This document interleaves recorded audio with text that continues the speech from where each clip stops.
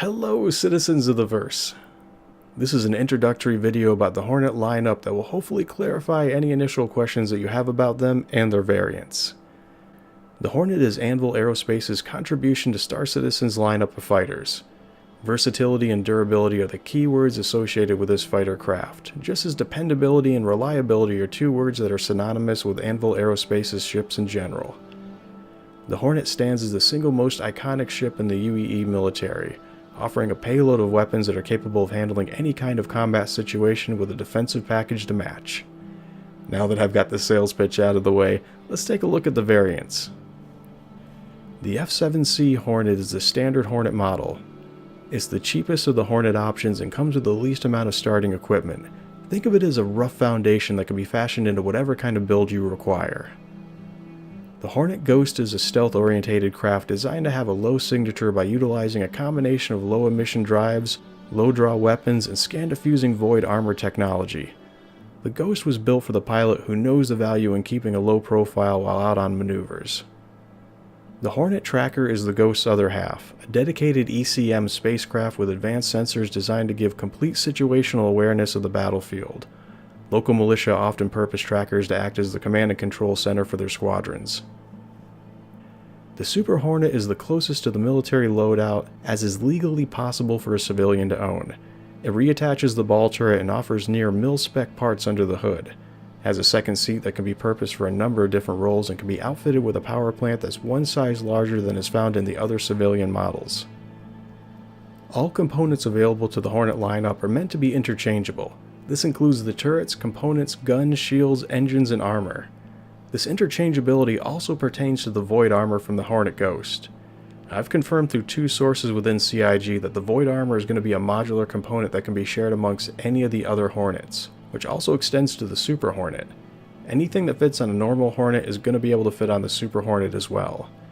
To quote a CIG representative, upgrades to increase stealth, like the Ghost void armor, can be applied to different models of ships. Note that they may not be as effective unless you also reduce other stealth-related factors like engine output. So in the end, you can mix and match components, armor, weapons, shielding, and engines to create any kind of loadout that you want while using any of the Hornet variants as a starting point. So if you wanted, you could take the F7C and combine the shields and engines that produce the lowest signatures, the void armor, and the radar scanner suite to create the ultimate stealth scout ship. The radar is most likely going to give off a heavy EM signature, but you can always turn it off at the first sign of trouble and go invisible. You could also go for a full assault build by speccing out your ship with the lightest armor, fastest engine, and biggest guns. Or perhaps you could go on the defensive by utilizing the heaviest armor, the most dependable engine, and donning the strongest shields.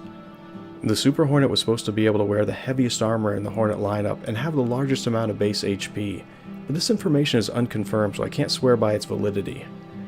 There are currently quite a few non-functioning aspects of the Hornet that are going to be coming online over the next couple of build updates. First is the detachment of the landing gear from the wing configuration. That means you'll be able to raise and lower the landing gear regardless if your wings are swept back or extended out.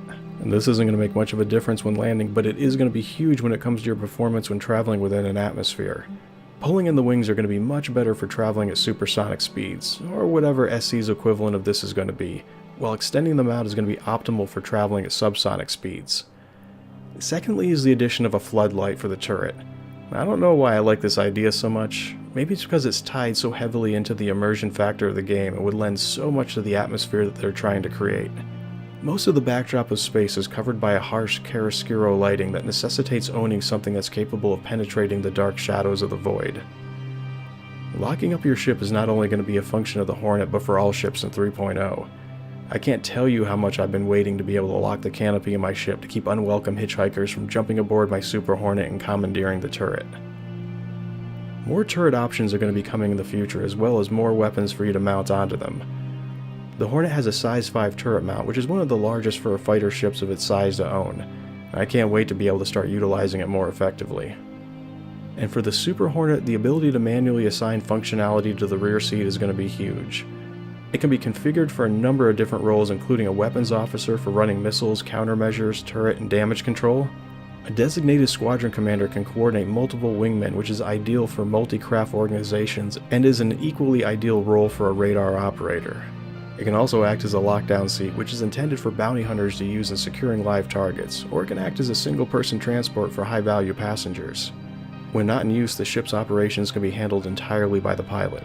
There are only 2 more things that I could possibly ask for. One would be a comfy seat. A seat so comfortable that a pilot could take a snooze in it even under the harshest of conditions, which would also act as an onboard safe spot. And 2, the ability to remove the second seat and replacing it with a couple of interior hardpoints that you could mount a weapons rack on, an armor rack, and or an extra supply cabinet capable of holding a few small items like a medipin or some spare ammunition. Not likely to happen, but I'm trying to plant seeds. This degree of components already starts to show the degree of variation that's going to be found amongst the various modular parts of a ship.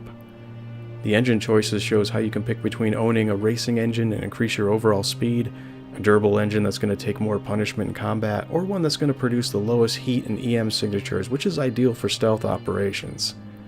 And speaking of stealth, let's take a brief look at the components used to create a stealth build. This shield here is designated to keep its energy signature low, and this engine offers a small signature on the market for its size. This component minimizes its EM signature, and this component keeps its power outage high but keeps its emissions low. When constructing a Hornet, it's good to already have an idea in mind as to what you want it to do and then min-max components to make this happen. The big box comes standard with the F7C. It replaces the ball turret and can be used to carry a modest amount of cargo by dropping the belly down, which allows access to whatever you have stored inside. I'm still trying to think of a way to exploit this option, but the best I can come up with so far is to use it when you're acting as an escort for a larger cargo ship, which would allow you to carry a few extra crates as well and earn some extra credits in the process. So I can hear you asking, if all the weapons, armor, and components for the Hornet lineup are so modular, then what's the point in having the variants? It's because of insurance. When you place an insurance claim, they'll only replace the items that came standard with the variant that you purchased.